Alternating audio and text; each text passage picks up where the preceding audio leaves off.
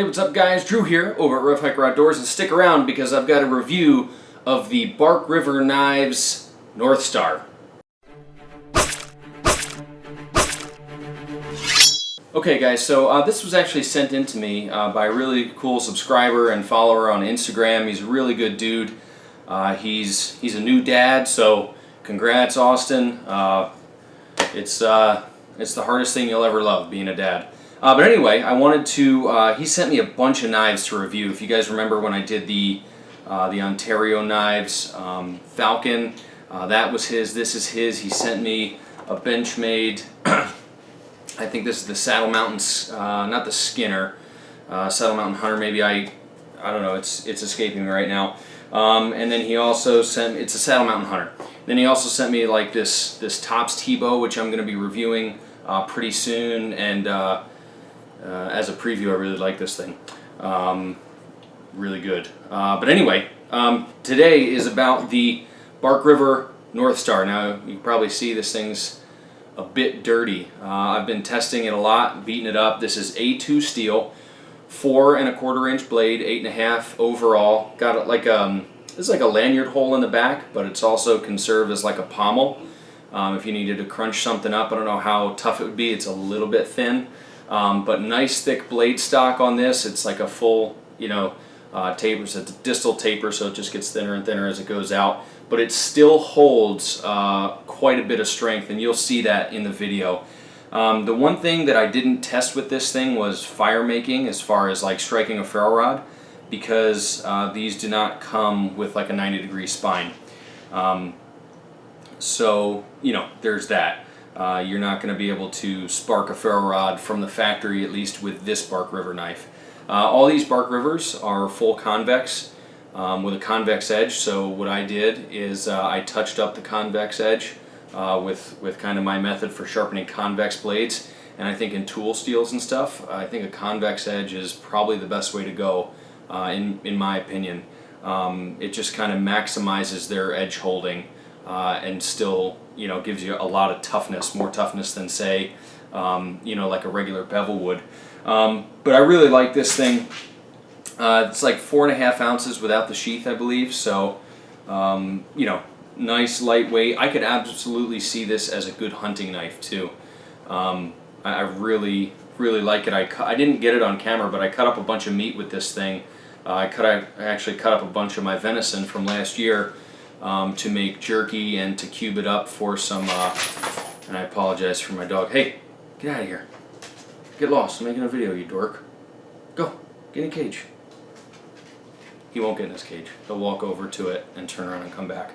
But anyway, so yeah, 3 pins on this. Good, strong knife. My Carta scales, really like that. Thick pins. I like everything about this knife. Handles really well. It's got a little bit of jimping here for your thumb, which is not too aggressive that it rips your thumb apart, but you can actually still get some good grip. So it's kind of right in that sweet spot that I like.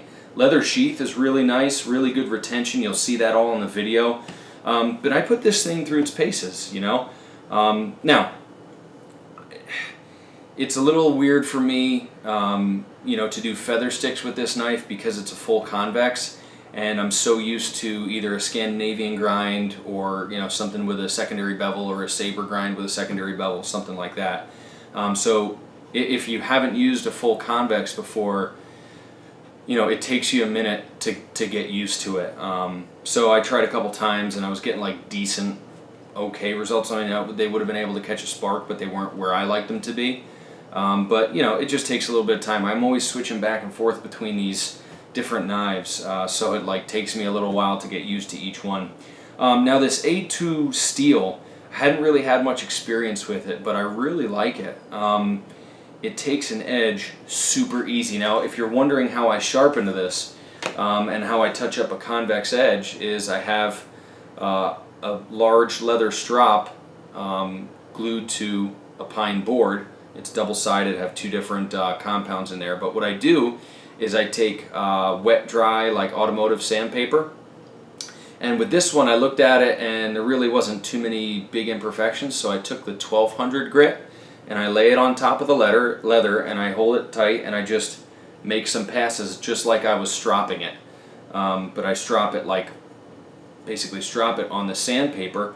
You make a few passes till you can just feel a little edge. You turn it over, do the same number of passes till you feel the burr come up, and then I stropped.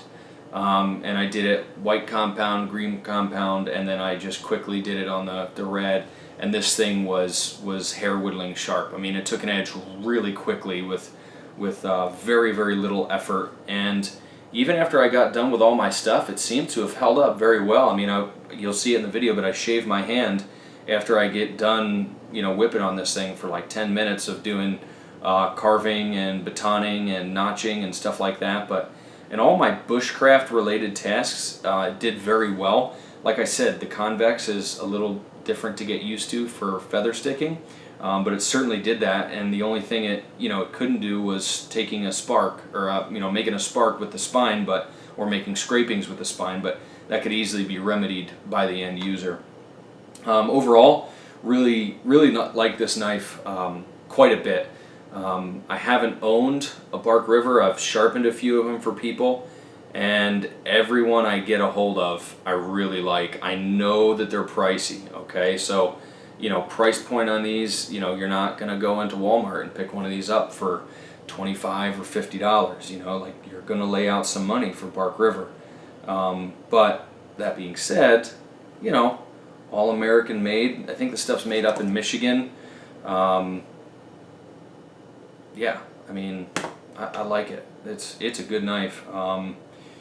I think the sheath originally came with a ferro rod holder, but looks like Austin kind of trimmed that off. A couple of the sheaths that he sent me, I saw that he had trimmed those off, which, whatever. Having a ferro rod, you would need a striker anyway with this knife, but really like it. Overall, if I'm looking for a fixed blade and I've got, decent amount of money, like this thing, I don't know, this thing makes me really tempted to save up some cash and buy one of these. It's hard for me. I have so many like high quality fixed blades right now to like go out and buy another, but I don't know if I want to send this one back. I'll put it that way. Be like, Austin, man, I lost it. I'm so sorry, but I can't find it.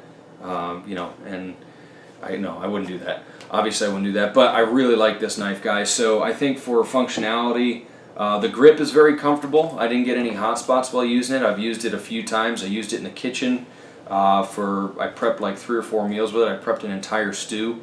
Potatoes, carrots, celery, venison, onions, all that stuff, and it went right through. It's not particularly thin knife, but the way the grind is and everything, it's fairly thin behind the edge, and it went through all that stuff, slicing test quite easily. So I'm really happy with this thing. I think Austin, you definitely made a good purchase on this. I think it'd be a great hunting knife, and the only reason I haven't field dressed a deer with it, but you kind of know when you get it in hand. If you field dressed enough deer, you know what'll work and what wouldn't. Micarta has nice grip even when your hand is messy, we'll say, and wet. I don't want to get too graphic, but you get all stuff on your hand, you can still choke up on this thing and do detail work, and it's long enough to do what you need to do, but not so long that it gets in the way. I think it's a good knife. I generally prefer the blades a little bit shorter on my hunting knives, but this is well within the acceptable range. So anyway, guys, I hope you enjoyed this. Don't forget to thumbs up and subscribe, and stick around for more Knife Thursdays. I'm going to be reviewing this Benchmade Saddle Mountain Hunter pretty soon, and this Tops Tebow designed by Brian Griffin here. And I actually really like this thing for everyday carry, and even as like a backup knife. This is I think it's good enough to use as a hunting knife too. It's just big enough to where you could use this. So anyway, guys, let me do an encouraging word. I haven't done one of those in a little while because I've been I was down at that shoot, and I know the last several videos haven't had one. But I just want to I just want to encourage you guys, and just let you know how much God thinks of you.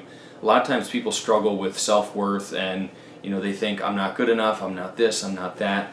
But I just want to let you know that sacrifice always determines something's value. You know, if you see the value in this knife, you'll sacrifice however much cash it costs to buy this. And likewise for a lesser quality knife with lesser materials and stuff, you wouldn't sacrifice as much to get it because the value isn't there. But if we put that in spiritual terms and in terms of like us and God, look at what Jesus thought of your worth. You know, look at the sacrifice he made. And don't determine your worth on your earthly accomplishments or how much money you have or how much stuff you have or how good looking you are or this or that, any of that stuff.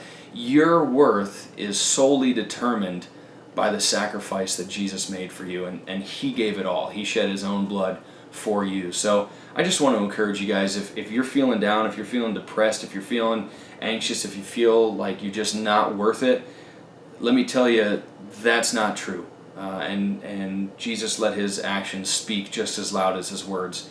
And by his sacrifice, he determined your value. So just know that God loves you, and that he thought that you were worth saving, that you were worth dying for, that you were worth fixing up. So anyway, guys, thanks for watching. God bless. I hope that encourages you. I will catch you next time.